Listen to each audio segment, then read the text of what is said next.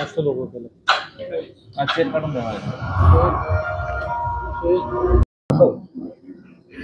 नमस्कार, मी डॉक्टर नरेंद्र वैद्य. लोकमान्य हॉस्पिटल ही पुण्यातील आणि पश्चिम महाराष्ट्रातील एक नामांकित अशी हॉस्पिटल चेन आहे की जे गेले 50 वर्ष पेशंट केअर, प्रिव्हेन्शन पासून घेऊन ते रिहॅबिलिटेशन या सगळ्या एरियाजमध्ये कार्यरत आहे. लास्ट काही वर्षांमध्ये समाजाची जी ॲडव्हान्स मेडिकल ट्रीटमेंटची गरज लक्षात घेताना लोकमान्य हॉस्पिटलने आता उना प्राईम हेल्थ केअर LLP यांच्याकडनं काही इन्व्हेस्टमेंट घेतलेली आहे आणि जेणेकरून आत्ताचा जो विस्तार आहे लोकमान्य हॉस्पिटलचा तो 300 बेडपासून 800 बेडपर्यंत नेणे, वेगवेगळ्या शहरांमध्ये सॅटेलाईट सेंटर निर्माण करणे यासाठी ही इन्व्हेस्टमेंट घेतली आहे.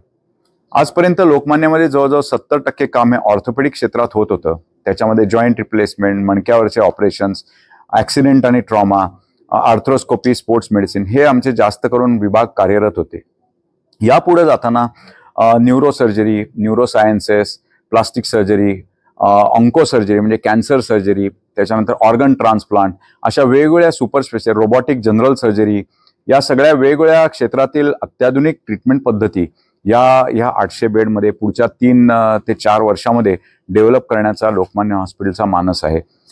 त्याकरता उना प्राईम हेल्थ केअर यांच्याकडनं LLP यांच्याकडनं मिस्टर मनप्रीत सिंग सोहल हे जवळजवळ 25 वर्षापेक्षा जास्त अनुभव असलेले मॅनेजिंग डायरेक्टर आता लोकमान्य हॉस्पिटलने घेतलेले आहेत आणि ते CEO पण आहेत.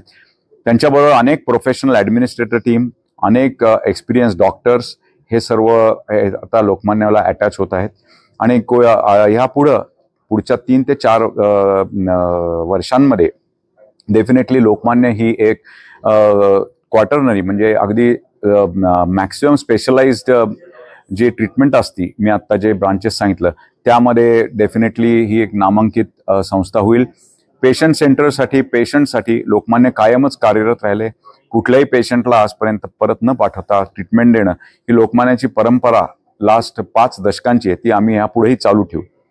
या तर्फे लोकमान्याच्या प्रमोटर्स अँड फाउंडर्स यांच्यातर्फे मी उना प्राईम हेल्थकेअर LLP यांचे मिस्टर दीप मिश्रा यांचं आभार प्रदर्शन करतो आणि डेफिनेटली त्यांचा सपोर्ट, त्यांचं गायडन्स घेऊन या पुढची वाटचाल लोकमान्य चालू ठेवेल अशी मला खात्री वाटते. धन्यवाद.